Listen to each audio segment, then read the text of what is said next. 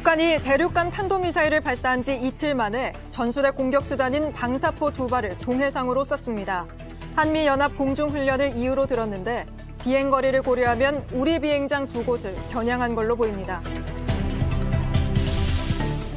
지난해 전국 학력평가를 치른 고등학교 2학년 학생 27만 명의 성적이 온라인에서 빠른 속도로 퍼지고 있습니다.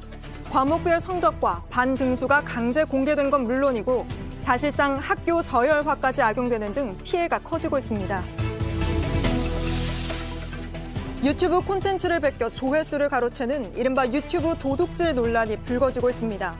표절 의혹이 나온 유명 유튜버들이 잇따라 사과하고 영상을 삭제한 가운데 JTBC가 또 다른 피해자와 함께 표절 영상을 분석해봤습니다. 시청자 여러분, JTBC 뉴스룸을 시작합니다. 북한의 연이은 미사일이 한반도의 긴장을 다시 높이고 있습니다. 토요일에 대륙간 탄도미사일, 즉 ICBM을 쏜 데 이어 오늘 오전에 단거리 탄도미사일 2발을 또 쐈습니다. 이번 단거리 탄도미사일에는 이례적으로 구체적인 사거리까지 북한이 공개했는데 우리 측 비행장까지 언급했습니다. 먼저 백민경 기자입니다. 북한이 오늘 오전 7시부터 11분간 동해상으로 단거리 탄도미사일 2발을 발사했습니다. 600mm 방사포를 동원하여 발사점으로부터 각각 계산된 395km와 337km 사거리의 가상 표적을 설정하여 평안남도 숙천 일대에서 발사된 미사일은 각각 390여 킬로미터, 340여 킬로미터를 비행한 후 동해상에 떨어졌습니다. 지난 18일 각도를 높여 대륙간 탄도미사일을 발사한 지 이틀 만입니다. 북한은 어제 한미가 ICBM 발사에 대응해 F-22 전략폭격기 등을 띄웠다고 비난해 이에 대한 맞대응이란 걸 분명히 했습니다. 특히 북한은 이례적으로 우리 측 비행장을 목표로 삼았다고 공개했습니다. 600mm 방사포는 우리 군대의 최신형 다련발 정밀공격 무기 체계로서 적의 작전 비행장당 한문 4발을 할당해둘 정도의 가공할 위력을 자랑하는 전술 핵공격 수단입니다. 실제 한미 공군 전력이 이륙하는 군산과 청주 등의 공군 비행장이 미사일 사거리 안에 포함됩니다. 지난해 도발을 이어가다 올 초부터 숨고르기에 들어갔던 북한이 한미 훈련을 빌미로 다시 도발을 시작했다는 분석입니다. JTBC 백민경입니다. 북한은 어제와 오늘 미사일뿐만 아니라 거친 말도 쏟아냈습니다. 바보들이라고 하기도 하고 태평양 사격장이라는 표현도 썼습니다. 그런데 이 말을 한 사람은 김여정 노동당 부부장입니다. 김정은 국무위원장의 딸 김주애에 그동안 가려져 있었지만 거친 말로 다시 존재감을 과시했습니다. 계속해서 이지은 기자입니다. 김여정 노동당 부부장은 열병식 때 김정은 위원장과 멀리 떨어진 모습만 잡혀 권력에서 밀린 게 아니냐는 분석이 나왔습니다. 하지만 연이틀 거친 말을 쏟아내며 존재감을 과시했습니다. 김 부부장은 오늘 태평양을 사격장으로 활용하는 빈도수는 미군의 행동 성격에 달려있다고 미국을 위협했습니다. 어제는 우리더러 바보들이라고 비아냥거리고 대륙간 탄도미사일로 서울을 겨냥하는 일은 없을 것이라고 했습니다. 연속된 도발이 미국을 향한 것임을 분명히 한 걸로 보입니다. 한미 일각에서 북한의 ICBM 기술이 완성도가 떨어진다는 지적이 나오자 자신들의 기술력에 대해 조목조목 따지기도 했습니다. 화성 15 같은 경우에는 실전 배치가 됐기 때문에 미국 본토를 타격할 수 있다라는 능력을 확실히 보여줘야 됩니다. 자신들의 능력이 있음을 강변했다라고 판단이 됩니다. 김여정은 한미 정찰기 7대가 모두 내려앉은 시간을 골라 쐈다는 설명도 내놨습니다. 이에 대해 우리 군은 한미의 정찰 능력을 낮추려는 의도가 깔렸다고 봤습니다. 김여정은 특히 김 위원장의 위임을 받았다고 해 여전히 대미 전략의 실권자임을 드러냈습니다. JTBC 이지은입니다. 네, 다시 높아지고 있는 한반도의 긴장, 북한의 의도 등을 국제외교안보부의 김지화 기자와 좀 더 짚어보겠습니다. 김 기자, 먼저 일단 눈에 띄는 건 김여정 부부장이 다시 전면에 등장했다는 건데 이건 어떻게 봐야 할까요? 네, 국내용 김주애, 대외용 김여정, 최근 북한 흐름을 한마디로 이 두 사람을 통해 볼 수 있는데요. 예. 김정은 위원장의 둘째 딸인 김주애 양, 지난해 11월에 등장한 이래 주요 행사에 벌써 6차례나 나타났습니다. 가장 최근에는 김 위원장과 체육 경기를 함께 관람했다라는 내용이 지난 18일에 보도가 됐었습니다. 경제난이 부쩍 심화된 북한이 내부 결속을 다지기 위해서 김주애를 활용한다는 분석이 나왔었는데요. 예. 반면 김주애가 자주 등장을 하면서 김여정 부부장의 존재감이 좀 사라졌었는데 뒷줄에 서 있고 막 그랬었잖아요. 그렇죠. 구석 자리에서도 목격이 됐었고요. 같은 날인 지난 18일에 대륙간 탄도미사일이죠. ICBM 발사와 함께 다음 날부터 연 이틀 담화를 발표합니다. 한국 정부 발표와 언론의 보도를 비판하는 내용이었는데요. 예. 잠시 보시면 미국과 남조선이 직면한 위기가 뜻하는 대로 변하지는 않을 것이다. 긴장감을 고조시키는 말을 쏟아낸 겁니다. 결국 지난해 하반기부터 지금까지는 김주애로 내부 결속을 다지다가 김여정을 통해서 다시 강대강 도발 기조를 재확인했다라는 분석이 나오고 있습니다. 그런데 이제 강대강의 기조를 재확인했다라고 했는데 지난해에도 이렇게 강대강으로 했지만 사실 미국의 반응을 노린 건데 미국이 별반 반응을 안 했었잖아요. 네, 미국 입장에선 신경 쓸 게 많습니다. 미중 패권 갈등이 있고 우크라이나전 등 우선 관심사가 있기 때문에 북한 문제는 사실상 뒤로 밀려 있는 상황이죠. 예. 올해도 이런 기조를 유지할 것이라는 분석이 많이 나오고 있습니다. 결국 북한이 선택할 수 있는 건 갑자기 대화 국면으로 바꾸거나 더 강한 군사 도발로 미국의 관심사를 돌리는 건데 현재로서는 후자를 선택했다 이렇게 분석이 되고 있습니다. 그 상징적인 모습이 바로 김여정의 등장이라는 겁니다. 최대한 위기를 극대화해서 얻어낼 게 많다는 생각입니다. 북한은 지난해 이미 화성 17형 ICBM을 발사 성공했다 이렇게 발표를 했었는데요. 예. 이번에는 그 이전 버전인 화성 15형을 발사했습니다. 군 관계자에게 이것에 대해서 물어보니까 위기를 고조시키는 수순이다 이렇게 분석을 하고 있었습니다. 일단 이전 버전부터 시작해서 점차 도발 강도를 차례로 높이겠다라는 의도로 보인다는 겁니다. 게다가 오는 22일에는 한미가 미국에서 북한 핵무기 대응 연합훈련을 할 예정이고요. 다음 달 중순에는 최장기간인 11일 동안 한미 연합훈련이 예정이 돼 있어서 한반도에 대한 주목도가 높아지고 있는 상황입니다. 따라서 앞으로도 김여정 자주 볼 수 있을 것 같습니다. 네, 그 말은 한반도의 긴장이 계속 어쨌든 미사일과 말로는 더 높아질 거라는 얘기인가요? 네, 그런 분석이 계속 나오고 있습니다. 알겠습니다. 김지아 기자였습니다. 수고했습니다. 다음 소식입니다. 이 와중에 우리 군 장성 출신 의원들은 다른 데 더 관심이 있는 것 같습니다. 현안마다 맞붙었던 여야의 군 출신 의원들이 한마음으로 군인연금법 개정안을 내놨는데 핵심은 군인 출신 국회의원도 의원 신분일 때 군인연금을 받을 수 있도록 하자입니다. 셀프 수혜법인데 배양진 기자입니다. 석 달 전 국회 국방위 소위원회에 올라온 군인연금법 개정안입니다. 군 출신이 선출직 공무원이 되면 임기 동안 군인연금을 받을 수 없는데 바꾸자는 내용입니다. 선출직 공무원의 월급이 연금 수령액보다 적은 경우 보전해주자는 게 당초 취지였습니다. 하지만 소위에서 연금 수령액보다 세비가 많은 국회의원도 연금의 최소 50%를 받을 수 있도록 수정됐습니다. 당시 속기록을 살펴봤습니다. 삼성 장군 출신인 한기호 국민의힘 의원은 봉급이 많고 적은 게 문제가 아니라며 국회의원은 연금 지급 대상에 해당되지 않냐고 따져 묻습니다.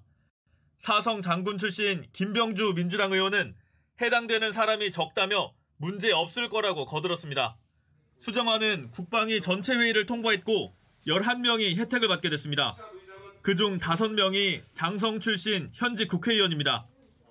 하지만 수정안은 지난 16일 법사위 심사 과정에서 막판에 제동에 걸렸습니다. 왜 군인만 다른 공직자와 달리 지방의회가 아닌 전체 일반 선출직의 경우에 이 혜택을 받아야 된다고 생각하십니까? 다른 공무원들이 반발하지 않을까요? 김병주 의원은 JTBC에 군 출신 선출직 공무원 전체에 대해 논의하던 거라면서도 법사위의 판단을 존중한다는 입장을 밝혔습니다. 한기호 의원도 국회의원이 받아서는 안 된다는데 동의한다며 한 발 물러섰습니다. JTBC 배양진입니다. 고금리 시대에 금융회사들이 이자 수익만 올렸다는 소식 전해왔는데요. 증권회사들도 예외가 아니었습니다. 증권회사들은 고객들 돈인 예탁금을 따로 어떤 기관에게 맡기고 이자를 받는데 실제 고객에게는 쥐꼬리만큼 이자를 줬습니다. 이렇게 번 돈이 4년간 2조 원 가까이 됩니다. 정원석 기자입니다. 주식을 사고 팔기 위해선 증권회사에 계좌를 만들어 돈을 입금하죠. 개인 투자자들이 증권회사에 돈을 입금하면 이 돈은 증권회사가 쥐고 있는 게 아니라 한국증권금융이란 곳으로 예탁을 하게 됩니다.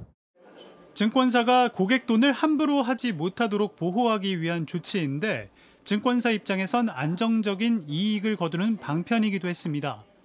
한국증권금융이 국채, 지방채 같은 안전자산에 투자해서 증권사들의 이자를 줍니다. 코로나 기간 주식시장에 돈이 몰리면서 최근 4년간 고객 예탁금 규모는 26조 원에서 60조 원대로 몸집을 불렸습니다. 연간 4천억에서 5천억 규모였던 예탁금 수익은 지난해엔 금리가 오르며 1조 원을 넘었습니다. 그 덕에 증권사들은 4년간 2조 4,670억 원을 벌어들였지만 이 중 고객에게 지급한 이자는 5,965억 원에 불과했습니다. 증권금융에서 연 최고 2%의 이자를 받으면서 고객에겐 많아야 0.4%의 이자만 떼어준 겁니다. 몰랐어요. 운용을 하시는 형이 계신데 그분도 뭐 예치금에 대한 이자는 잘 모르신다고. 증권사들이 고객 예탁금으로 번 이자는 자신들의 노력으로 번 게 아니기 때문에 돈의 주인인 고객에게 더 많이 돌려줘야 한다는 지적이 커지고 있습니다. JTBC 정원석입니다.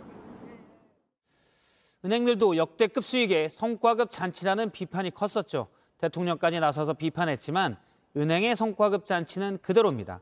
금융당국은 이번 주에 구체적인 규제 방안을 논의합니다. 정희윤 기자가 취재했습니다. 땅 짚고 헤엄치기식의 이자 장사에 몰두한다는 비판에 휩싸인 5대 시중은행. 윤석열 대통령과 금융당국이 나서서 성과급을 포함한 과점 체제의 폐해를 손보겠다고 했지만 현장에선 아직 달라진 게 없어 보입니다. 올해 성과급 지급 규모와 임금 인상률을 지난해보다 늘리기로 한 겁니다. 대출 금리를 내린 것보다 예금 금리를 더 많이 내려 예대마진 수익이 커지고 있는 걸 감안하면 올해도 성과급 잔치가 예고된 겁니다. 금리가 가파르게 오른 지난해 5대 시중은행 임직원이 받은 성과급은 1조 3천억 원을 넘었는데 올해는 그보다 더 많은 1조 4천억 원 이상이 될 걸로 보입니다. 근데 자기가 아무것도 안 하고 이자 수익이 났을 때 이걸 가져가는 게 맞냐 이렇게 접근해야 된다는 거죠. 이러자 금융당국은 이번 주 목요일 은행권 경영관행 개선 태스크포스를 열고 과도한 성과급을 막을 방법을 논의하기로 했습니다. 금융사 임원이 회사에 손해를 끼치거나 비윤리적인 행동을 하면 성과급을 환수하거나 주주가 직접 경영진 성과급을 결정하는 제도가 대안으로 거론됩니다. JTBC 정희윤입니다.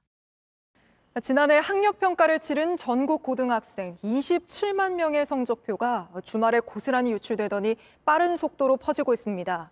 이름, 학교, 성적의 반등수까지 통째로 공개돼 피해가 이만저만이 아닌데요.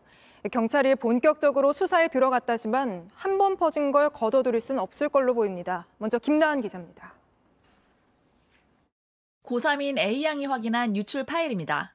실제 A양의 학교와 이름, 학력평가 성적이 그대로 검색됩니다. 네, 맞는 것 같아요. 제 성적표가 공개됐다는 거에 되게 불쾌하고. 문제의 파일은 지난해 11월 고1을 대상으로 치러진 전국 연합 학력평가 결과지입니다. 시험을 치르지 않은 경남과 충남을 뺀 전국 27만여 명의 성적 정보가 담겼습니다. 과목별 원점수, 표준점수는 물론 전국 등수까지 확인할 수 있습니다. 전국 모든 고3의 개인 성적표가 통째로 공개된 겁니다. 해당 파일은 텔레그램 등을 통해 주말부터 무차별 유포되고 있습니다.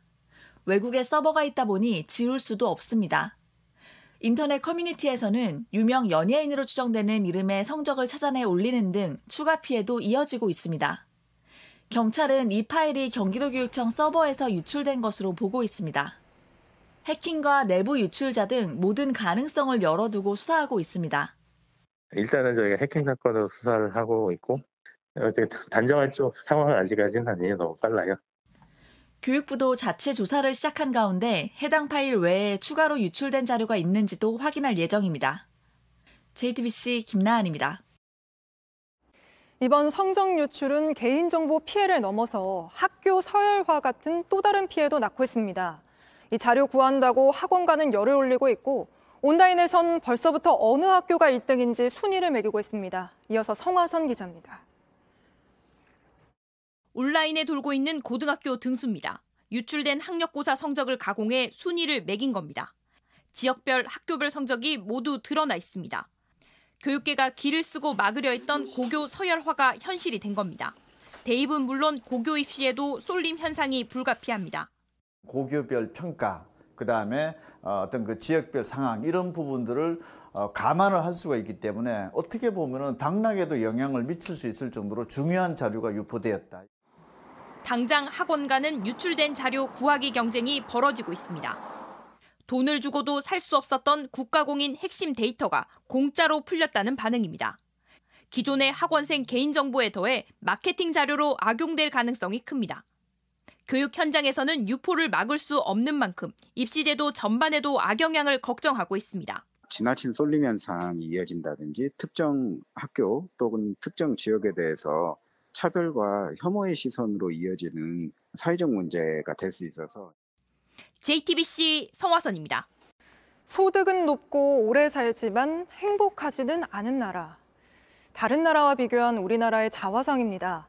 객관적 지표로는 OECD 국가 가운데 중상위권이었지만 행복한지 따지는 주관적 지표에선 38개 국가 중 36위였습니다. 김민 기자입니다.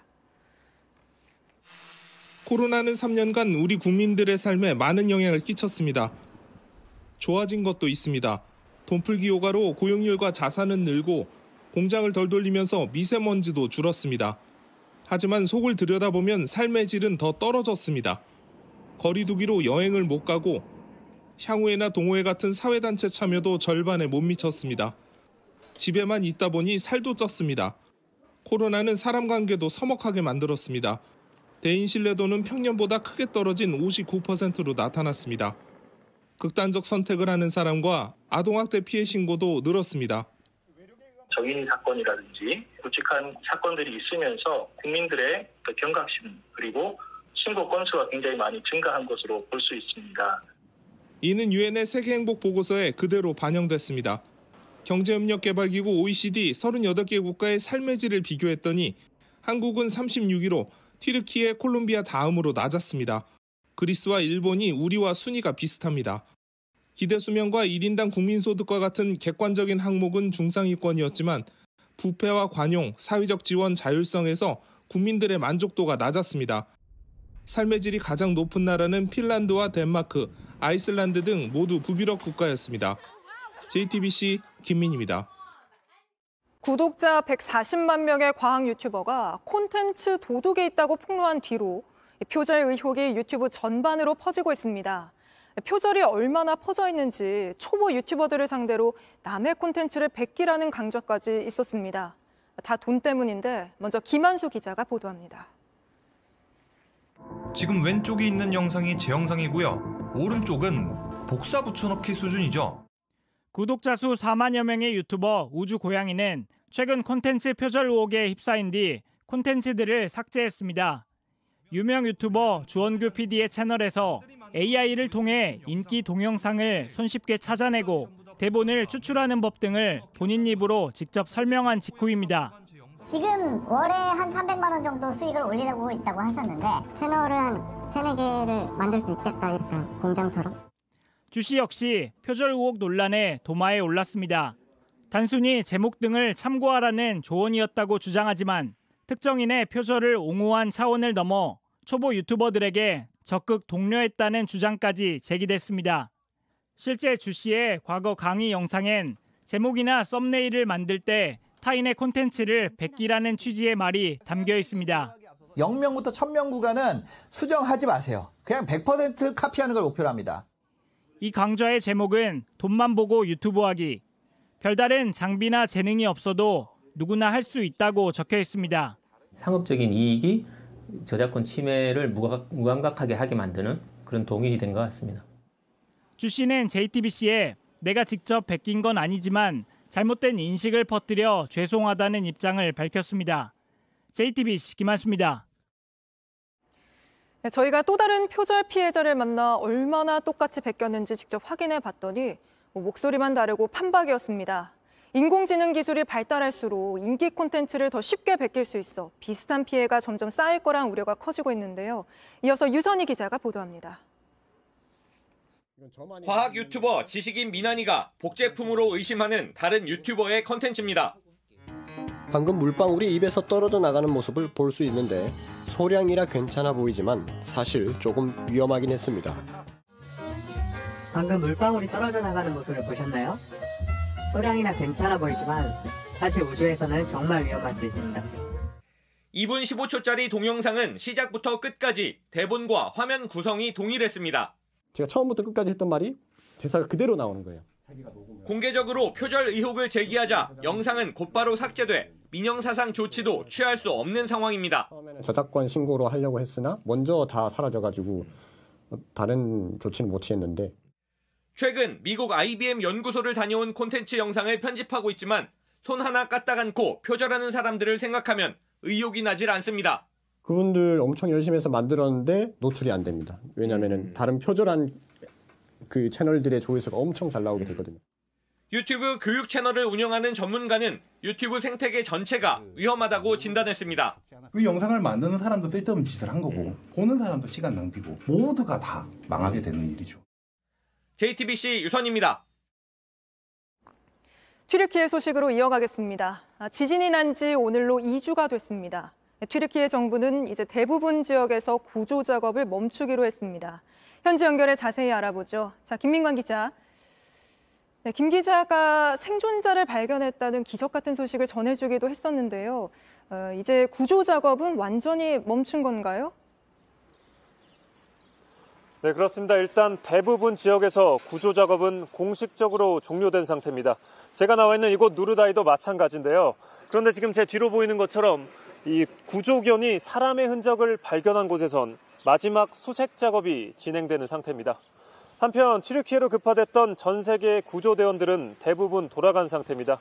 저희 한국 구조대원 역시 지난 18일 한국으로 돌아갔는데 이 귀국행 비행기 안에서 튀르키예가 준비한 깜짝 선물 영상을 받았다고 합니다. 영상 속 튀르키예인들은 이 서툰 한국말로 여러분은 목숨을 걸고 우리 국민을 구하기 위해 밤낮으로 일해주었다고 인사했고 우리 대원들은 눈시울을 붉히며 박수로 화답했습니다. 예, 시리아도 크게 피해를 입지 않았습니까? 그쪽 상황은 어떤가요? 네, 지진이 난 지역은 시리아 정부군과 반군이 오랫동안 내전을 벌이고 있는 곳입니다. 때문에 이 지역에선 제대로 된 피해 사실조차 집계되지 않는 상태입니다. 특히 튀르키예로 피난 온 시리아 난민들은 이곳에서 지진까지 만나며 그야말로 엎친 데 덮친 격의 피해를 당했습니다. 어떤 상황인지 리포트로 정리했습니다. 튀르키예와 시리아 국경에 위치한 실베고주 검문소 뒤로 시리아 땅이 손에 잡힐 듯 가깝습니다. 이번 지진으로 희생된 시리아인들의 시신이 몰려듭니다. 남편을 잃은 시리아 여성은 차마 남편을 혼자 보내지 못합니다.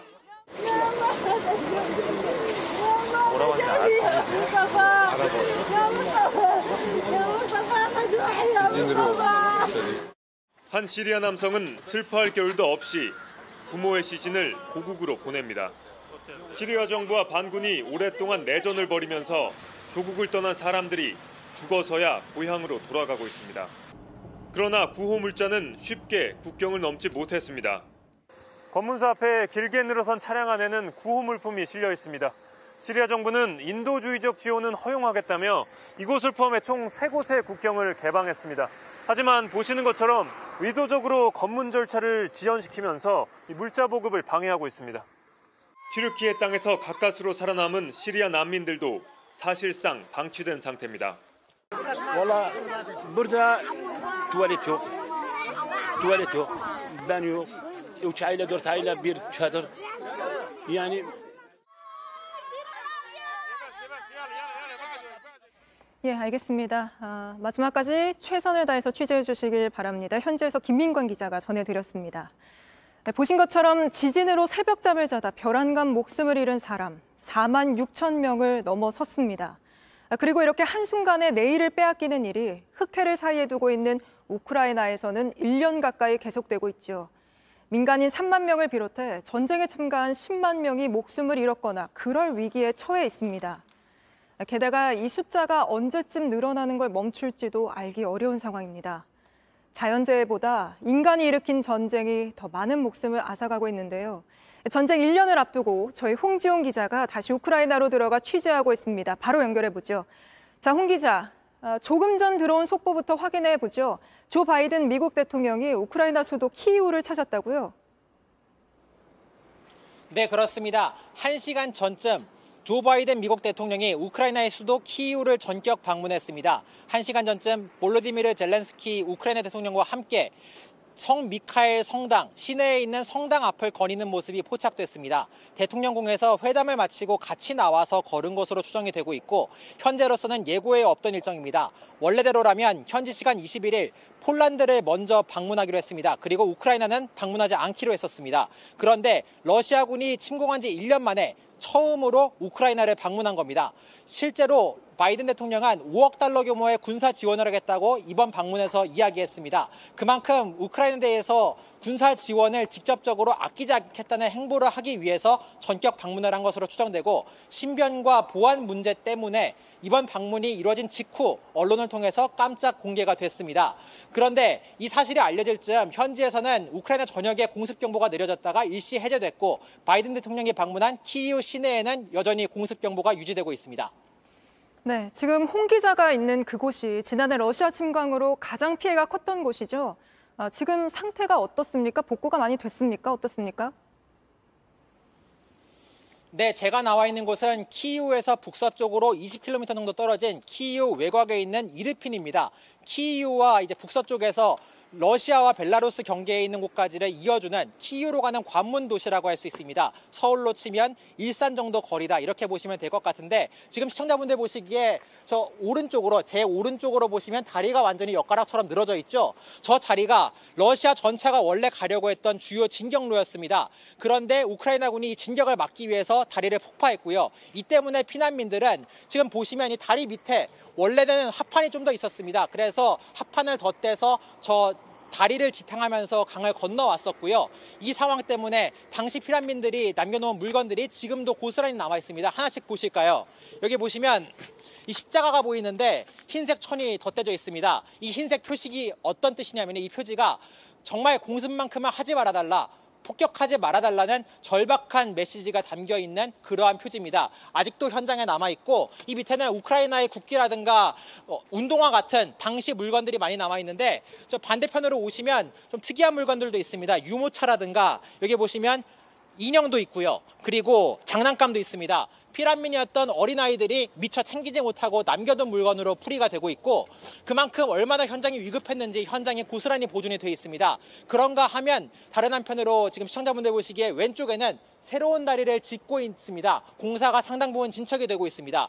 그런데 이것만으로 복구가 많이 됐다라고 장담하기는 어렵습니다. 왜냐하면 도시의 70%가 파괴된 이르핀 저희 취재팀의 시내를 둘러봤는데요. 폐허나 다름없었습니다. 아직도 일상을 되찾기에는 1년 정도로는 부족하고 많은 시간이 필요해 보였습니다. 현장의 참담한 소식은 리포트로 준비했습니다. 함께 보시죠. 무너진 다리에서 5분 거리에 있는 공터입니다. 총탄 세례를 맞은 차량들이 마구 뒤엉켜 있습니다. 녹슨 차들이 겹겹이 쌓인 이곳 마치 차량들의 무덤 같습니다. 차량 문에는 해바라기가 그려져 있는데요. 희생자들을 기리기 위해서 그렸다고 합니다. 러시아군의 진격로에 있던 7층짜리 건물은 지붕과 벽, 유리창까지 몽땅 박살났습니다. 방금 보신 건물의 옥상에 올라왔습니다. 외벽이 무너져서 길 건너편 주택가가 훤히 보이는데요. 이쪽을 보실까요? 성환집이 거의 하나도 없습니다. 하나같이 뼈대만 앙상하게 남은 모습 보실 수 있는데요. 마치 1년 전 러시아군이 쳐들어온 그날에 시간이 멈춘 것 같습니다. 아이들은 전쟁의 흔적만 남은 놀이터에서 천진난만하게 놀고 있습니다. 미끄럼틀에도 그네에도 총알 자국이 선명합니다. 13살 소년의 기억은 전쟁이 일어나기 전에 머물러 있습니다. Нормально. Нормально уже привыкла. Да не уже ничего не привыкаю. 시 외곽에는 거대한 공동묘지가 생겼습니다. 희생자를 묻을 땅이 부족해서 계속 숲을 깎고 있습니다. 지금까지 우크라이나 이르핀에서 JTBC 홍지용입니다.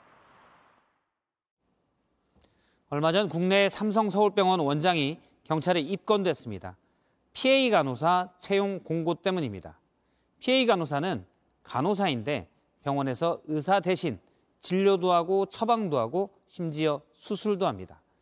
일부 다른 나라에서는 별도의 교육 과정을 거쳐 뽑기도 하지만 우리나라에는 법적으로 PA 간호사는 없습니다. 하지만 현장에는 있습니다.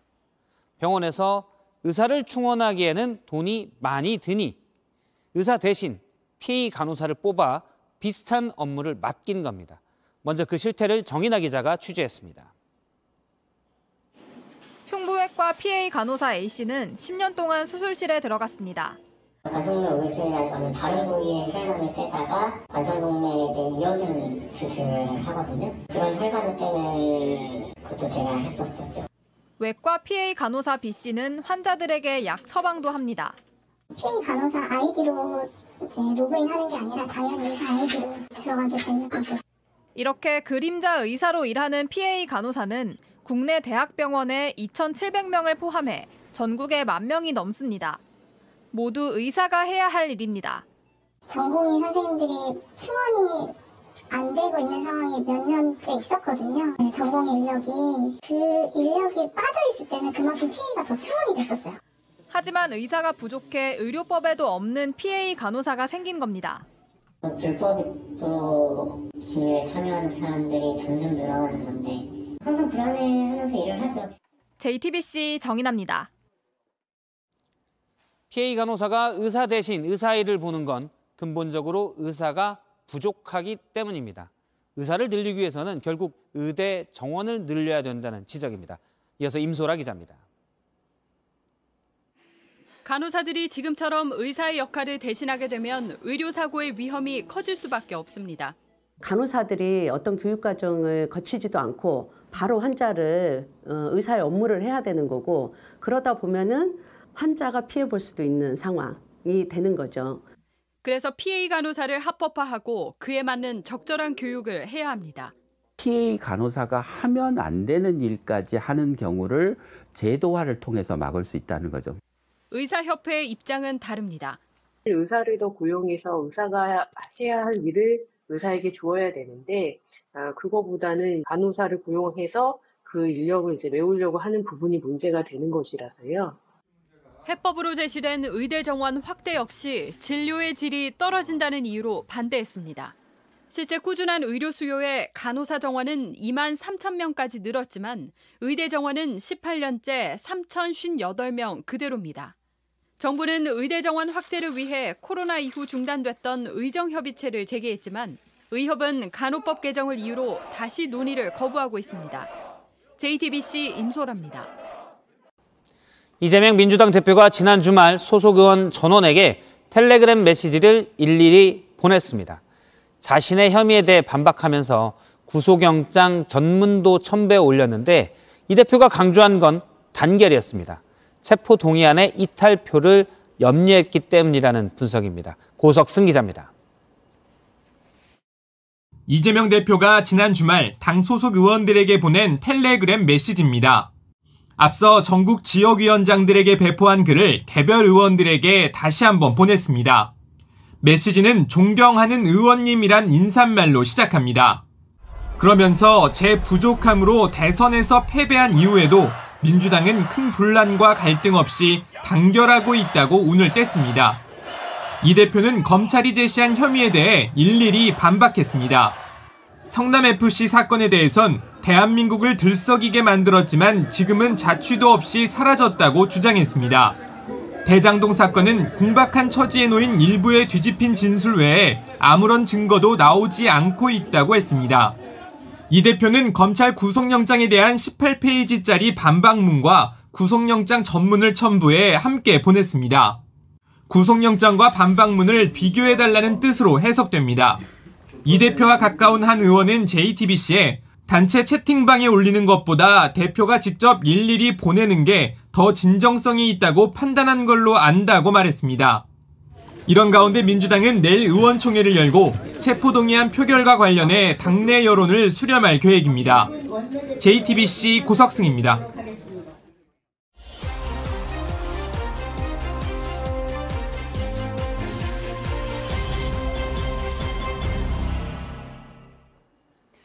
종량제 봉투에 담아서 버리고 나면 이제 쓰레기가 사라졌다고 생각할 수도 있는데요. 사실 그게 아니라 다른 누군가의 삶의 터전 근처로 옮겨질 뿐이죠. 오늘 밀착 카메라는 평화롭던 마을에 들어선 쓰레기 처리 시설 때문에 고통받는 주민들 이야기를 들어봤습니다. 권민재 기자입니다. 제가 서 있는 이 땅이 요즘 이 지역 주민들을 괴롭히고 있다고 합니다. 이곳에 폐기물 매립시설 건설이 예정됐기 때문인데요. 평범한 밭처럼 보이지만 이곳에 산업 폐기물 180톤이 매립될 예정입니다. 온박한 항구로서 좋은 자리였었는데 처음 보는 사람은 여기다가 폐기물을 매립했으면 좋겠다 이렇게 판단을 하는. 이곳엔 수달과 수리부엉이 등 천연 기념물도 살고 있습니다. 골착공사라든가 또 사업 시행을 하면은 동물들은 그 진동이나 소음에 민감하잖아요. 화성에 매립장이 들어서는 건 처음이 아닙니다. 2.5km 떨어진 주곡리 폐기물 매립장은 1987년부터 10년 동안 운영됐습니다. 문을 닫은 지 벌써 26년. 하지만 땅에 묻힌 56만 톤의 폐기물에선 여전히 침출수가 나옵니다. 침출수를 확인할 수 있는 우물입니다. 수위를 표현하는 막대는 입구부터 하얗게 부식이 됐고 가까이 갈수록 냄새가 코를 찌릅니다. 하지만 이게 완전히 덮인 게 아닙니다. 더는 침출수가 생기지 않게 해달라는 주민 요구에 관리당국이 얼마 전에 바닥에 비닐을 깔았는데요. 하지만 비닐이 약해서 이렇게 땅이 보일 정도로 구멍이 뚫려 있습니다. 자세히 보면요, 이 비닐은 소나무 방제 작업을 할 때 쓰였던 재생 비닐입니다. 철저하게 화성시에서 조사를 해가지고 해라 안 했잖아요. 침출수가 땅속으로 스며들며 갯벌 생태계와 주민 삶을 망가뜨렸습니다. 조개를 잡으러 가면서 이제 이게 왜 이렇게 나와서 죽지? 화성시 측은 민간 매립장이라 관여하기 어렵다는 입장입니다. 경기권에서는 매립장을 만드시는 땅이 가동밖에 없어요. 중재했다고 하는 시가 업체하고 돈 나가냐고 그러고 괜히 욕먹어요. 쓰레기 매립장이 있던 전북 고창 아산면에는 3년 전 쓰레기 소각장까지 생겼습니다. 바람이 이쪽으로 불 때 너무 많이 나. 힘들어도 없죠. 우리 주민들 힘으로는 할 수 없는 일이지. 소각장에서 불과 600m 떨어진 곳에 사는 주민도 있습니다. 그래서 도대체 소각장을 절대 안 하기로 했는데 누구 동네는 똥통이다. 저희 아들이 고등학교 다닐 때 그런 얘기를 많이 들은 모양이더라고요. 주민들은 많은 쓰레기를 떠넘기기만 할 게 아니라 줄이는 노력부터 하자고 제안합니다. 쓰레기 봉투 사가지고 거기다 돈 내가지고 거기 쓰레기 담아서 던지기만 하면 책임을 다 면하는 게 아니다. 왜냐? 그걸 줄여야만 하는 공동의 책임. 주민들은 언제까지나 폭탄 돌리기 하듯 떠넘길 순 없는 거 아니냐고 말합니다. 쓰레기는 묻든 태우든 사라지지 않고 마을에 영영 남게 됩니다. 불안한 주민들을 설득하려는 노력 없이 일부의 희생만을 요구해선 안 될 겁니다. 밀착 카메라 권민재입니다. SM엔터테인먼트의 경영권을 좌우할 주주총회가 다음 달로 다가오면서 SM과 하이브가 표심을 잡기 위한 정면 대결에 나섰습니다. 오늘 기업 설명회를 연 SM은 하이브가 인수하면 SM 아티스트는 뒤로 밀릴 거라는 주장을 했습니다. 내일은 하이브가 기업 설명회를 열고 반격에 나섰는데요. 이상화 기자가 보도합니다. SM 경영진은 하이브가 회사를 인수하게 되면 SM 소속 아티스트가 하이브 소속 아티스트에 밀려날 수 있다 주장했습니다. 아티스트에게 가장 유의미한 앨범 발매 시기가 연간 100회 수준으로 제한되어 있는 상황에서 SM 아티스트의 앨범 발매는 후순위화될 수밖에 없을 것입니다. SM만의 색깔이 사라지면서 기업 가치도 떨어질 거라고 지적합니다. 그러면서 SM이 현 경영 체제를 유지하면 하이브가 제안한 공개 매수 가격 12만 원보다 주가가 더 높아질 거라 말했습니다. 공개 매수에 응하지 않는 것이 더 이득이라 생각합니다.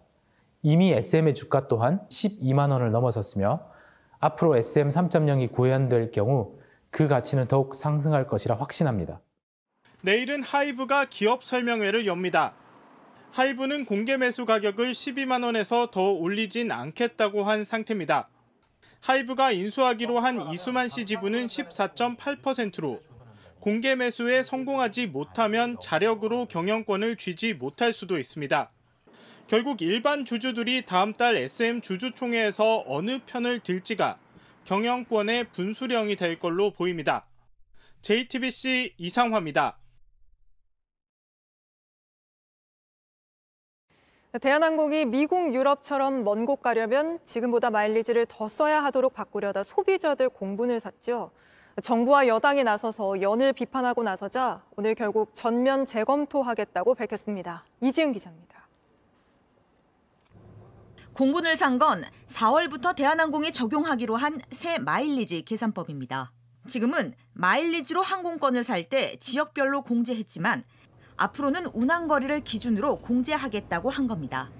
이렇게 되면 멀리 갈 때는 지금보다 더 많은 마일리지가 필요합니다. 인천에서 파리는 1만 마일, 워싱턴은 2만 마일이 더 필요한 겁니다. 소비자들은 이해할 수 없는 셈법이라며 반발했습니다. 또 어느 정도의 본인들의 자산 가치로 보거든요. 근데 그거를 그냥 일방적으로 약간 묵살당했다? 불합리하게 생각을 할 수밖에 없는 거죠.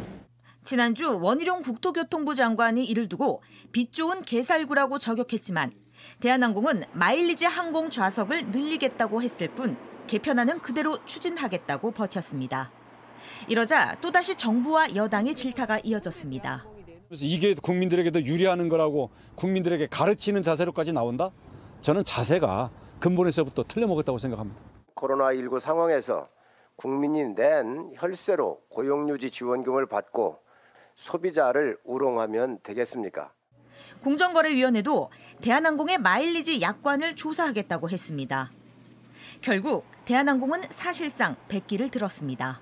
마일리지 관련 현재 제기되고 있는 고객들의 의견을 수렴해 전반적인 개선 대책을 신중히 검토하고 있습니다.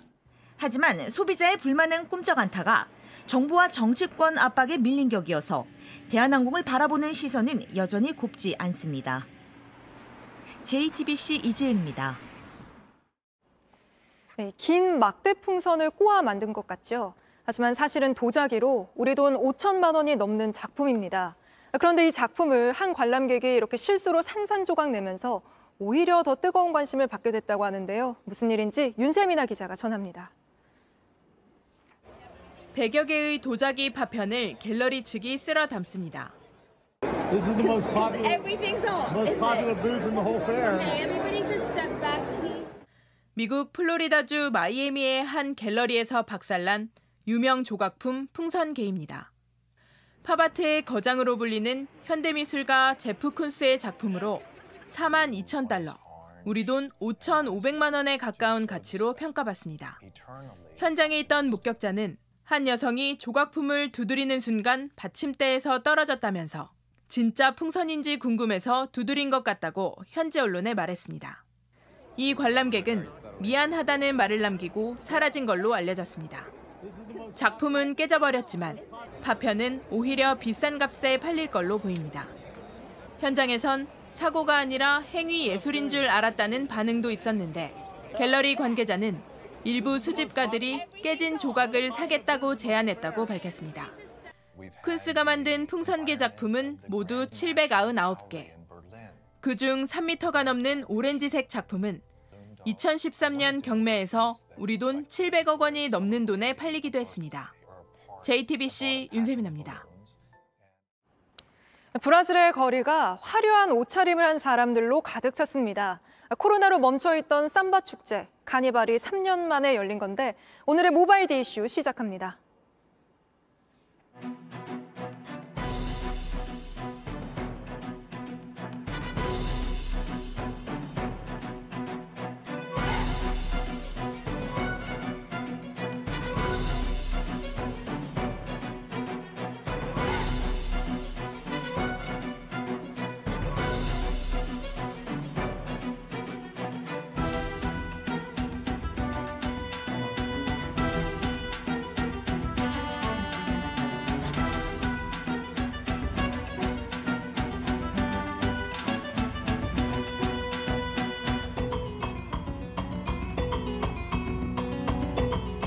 curtindo muito, tá muito cheio. Eu acho que é porque tá voltando.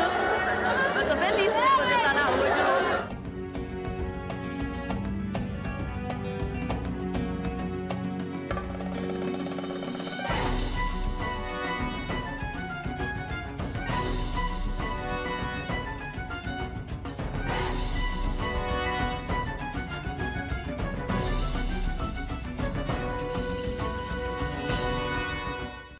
네, 이번엔 기상센터 연결합니다. 자, 이재승 기자, 오늘은 MZ세대에서 화제가 되고 있는 환경운동을 소개한다고요? 네, 그렇습니다. 요즘 뜨는 단어, 우선 MZ코부터 소개를 하겠습니다. MZ세대와 또 에코를 합친 합성어인데요. 그 기후변화라든가 환경보호를 주요한 가치로 삼는 MZ세대를 뜻합니다. 영국 컨설팅 그룹 딜로이트가 지난해 전 세계 MZ세대 2만여 명을 조사를 했더니 이 기후변화가 생활비에 이어서 걱정거리 2위로 나타났습니다. 그만큼 관심이 높다라고 볼 수 있는데요. MZ코는 재미와 환경을 모두 잡는 새로운 문화를 만들고 있는데요. 우선 예를 들어 참새 클럽이 있습니다. 참새가 방앗간을 그냥 지나치지 못한다라는 말처럼 이 참새 클럽은 플라스틱 방앗간이라는 공간에서 작은 플라스틱을 모아서 새로운 제품의 원료로 쓰는 활동입니다. 자, 다음으로 많이 아실 텐데 플로깅이 있습니다. 우리말로 쓰담 달리기, 쓰레기를 담으며 달리는 그런 건데요. 운동과 환경을 함께 잡는 그런 활동입니다. 자, 쓰담 달리기를 위해서는 집게와 또 친환경 봉지, 또 장갑, 면장갑 등이 필요가 하고요. 복장은 곤충이나 풀독을 방지하기 위해서 긴 바지와 긴 양말 등을 신는 게 좋습니다. 네, 날씨 얘기도 해볼까요? 오늘 갑자기 추웠잖아요. 내일도 춥습니까? 네, 그렇습니다. 오늘 아침에 찬바람이 강하게 불면서 갑작스레 추워졌는데요. 내일 아침은 오늘보다 기온이 더 내려갈 것으로 보여서 따뜻하게 옷차림 하셔야겠습니다. 자, 좋은 날씨 보시면 내일 가끔 구름이 끼는 가운데 대체로 맑은 날씨가 이어지겠는데요. 다만 동풍이 불면서 울릉도와 독도에서는 가끔 눈이 내리겠고요. 동해안 지역에서도 눈이 조금 날리거나 또 일부 지역은 빗방울이 떨어지는 곳도 있겠습니다. 자세한 기온 보시겠습니다. 자, 내일 아침 기온은 서울 영하 6도, 대전 영하 7도 등 오늘보다 3도에서 5도가량 떨어지겠습니다. 낮 기온은 중부와 남부가 좀 다른데요. 중부지방은 서울 4도 등 오늘보다 조금 오르지만 남부지방은 전주 5도, 대구 7도 등 오늘보다 3, 4도 낮겠습니다. 네, 물결은 전 해상에서 최고 4m까지 매우 거세게 일겠고 바람도 강하게 불겠습니다. 자, 이번 반짝 추위는 수요일 낮부터 점차 누그러질 것으로 보이고요. 이번 주 내내 맑은 날씨가 많은 가운데 대기 건조함이 갈수록 심해지겠습니다. 지금까지 기상센터였습니다.